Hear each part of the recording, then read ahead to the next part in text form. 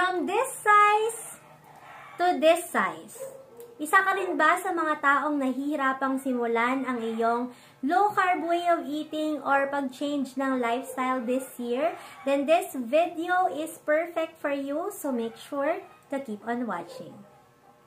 Hi guys, this is me again, Shay, and this is actually a series of video from this vlog last time. Paano nga ba mag-lose ng weight ng mabilis?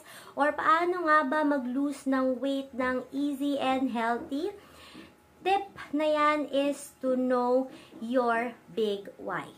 Kung isa ka sa mga beginners na gumagawa ng change ng lifestyle, especially if it's for low-carb journey mo and hanggang ngayon nahihirapan ka pa rin kung papaano mo talaga gagawin, papaano mo sisimulan, papaano mo ipagpapatuloy, baka kailangan mo munang alamin kung ano yung pinakamalalim na rason mo, bakit mo ba to talaga gagawin. Okay? For beginners guys, napakalaking tulong kapag malinaw at talagang pinanghahawakan mo yung pinakamalalim na rason kung bakit mo ito sinisimulan. So, I am a PCOS fighter for so many years, guys, and low carb and fasting really helped me a lot. That's why I'm doing my best to share yung mga tips. I'm doing my best to, spend my time to really reach more people at para makatulong.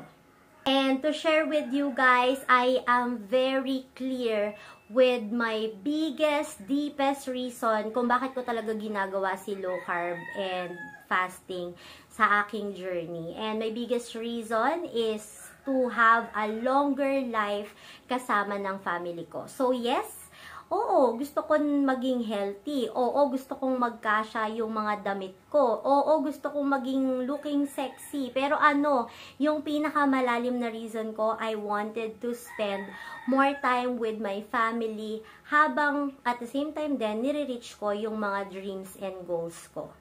Maraming possible na deepest reason why kung bakit mo gagawin yung pag-change ng lifestyle, bakit mo gagawin yung paggawa kay low carb na way of eating, guys. Pero kailangan mo talagang hanapin yung pinakamalalim na rason bakit mo ginagawa yan. And for so many years that I'm practicing this journey, guys, I realize hindi talaga madali ang pag-change ng lifestyle. Lalong-lalo na kung beginner ka pa lang, kung nagsisimula ka pa lang. So, kung hindi mo pa alam sa sarili mo kung ano yung pinakamalinaw at malalim na reason kung bakit mo ito ginagawa, hindi ka talaga magiging successful. Quick kwento guys, recently this week, I'm really having a super duper challenge, especially with my kid. Hindi ko siya makontrol, especially sa mga sweets. And every time na talagang naaabuso yung mga sweets is nagkakasakit siya. So, isa sa mga reason na napakahirap pang hawakan yung mga big why mo is yung may mga ganong factor sa paligid mo. Pero, naaalala ko nga, tinatanong niya sa akin palagi na, Mami, bakit ka ba laging naglo-low carb? And lagi kong sagot sa kanya is yung talagang reason ko kung bakit ko ba talaga to ginagawa. It's because I wanted na humaba yung buhay ko. Gusto ko silang makasama ng matagal, na makreate namin yung maraming memories, makagawa kami ng mga bagay na masasayang gusto naming gawin together, maalagaan ko sila, and hindi ko yon magagawa kung ako ay unhealthy, especially being a parent. So, I wanted him, especially sa kid ko guys, I wanted my family member to realize, pero more sa kid ko, gusto ko bata pa lang ma-realize niya na may mga bagay talaga tayong kailangan na sinisimulan na ngayon para 'di ba at least pagdating ng panahon maging malinaw sa iyo yung mga bagay-bagay at alam mo na yung mga bagay na gagawin mo at hindi mo na pagdaanan yung mga pinagdaanan ko. Kaya nga nandito ako to inspire hindi lang other people, but also with my family. But of course, guys, iba-iba ang mga tao sa mundong ito, and hindi natin mapiplease lahat to do the kind of lifestyle na meron ka, pero pwede kang magsimula sa sarili mo. So again, hindi mo mababago yung buong mundo. Hindi mo mababago yung lahat ng tao sa mundong to. Pero pwede mong mabago yung sarili mo. And I just realized this week, guys, oo nga, napakadami talagang challenges na sa paggawa nitong low carb journey, and big challenges ko talaga ngayon is number 1 sa budget. Pero yung pagdating sa budget, guys, mas medyo nagagawan pa ng paraan kasi I'm more on, nagpe-prepare kami ng meal namin na isahan na lang. It's something na meal na basic para sa akin kasi more on ulam naman ng mga Filipino, 'di ba? Is more on basic na meats, mga green vegetables, para it's something na ma-share ko sa family.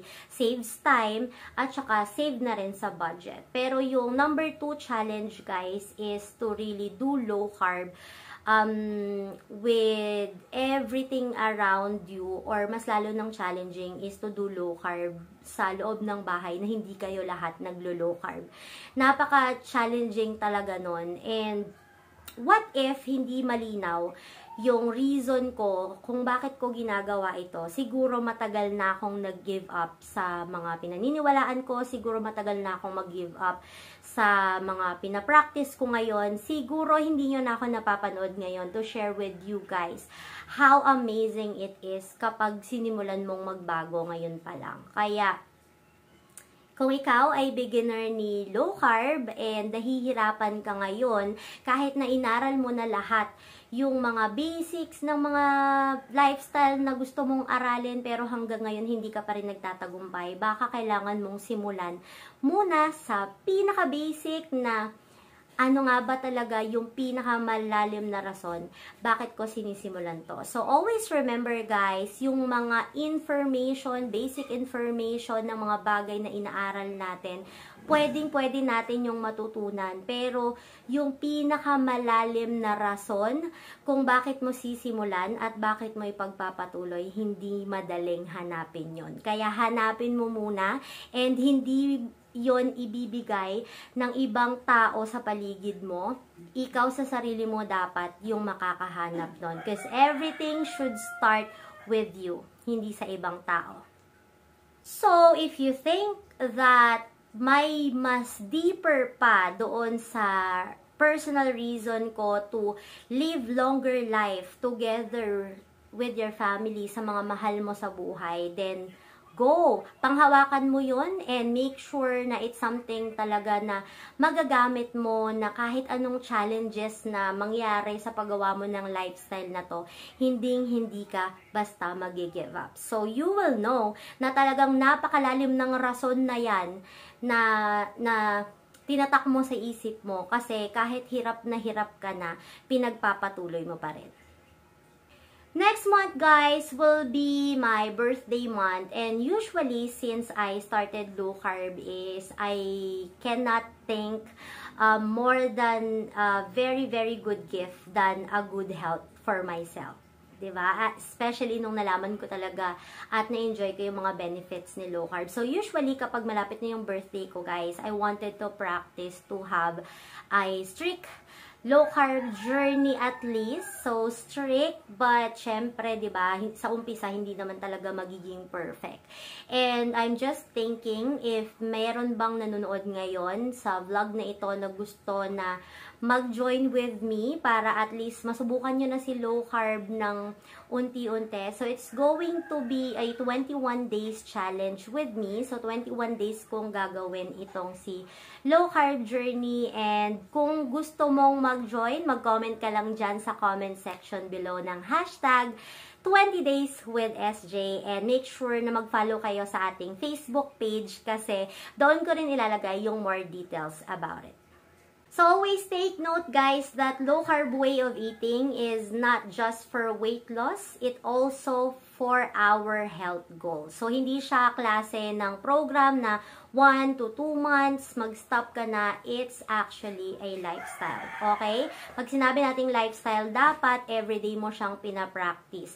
Pinapractice mo siya, hindi naman kailangan laging perfect dahil may mga other factors din naman na nakaka-affect. Bakit hindi talaga natin siya nape-perfect? Pero doing it in a lifestyle, ibig sabihin, patuloy mo pa rin tinatry, patuloy mo pa rin pinapractice because malinaw sa'yo kung ano yung reason na ginagawa mo. So, lifestyle, hindi po pang weight loss lang.